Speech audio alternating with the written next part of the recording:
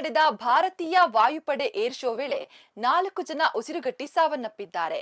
250ಕ್ಕೂ ಹೆಚ್ಚು ಜನ ಅಸ್ವಸ್ಥರಾಗಿದ್ದು ಅವರನ್ನ ಆಸ್ಪತ್ರೆಗೆ ದಾಖಲಿಸಲಾಗಿದೆ. ಅದರಲ್ಲಿ 4 ಜನರ ಸ್ಥಿತಿ ಗಂಭೀರವಾಗಿದೆ.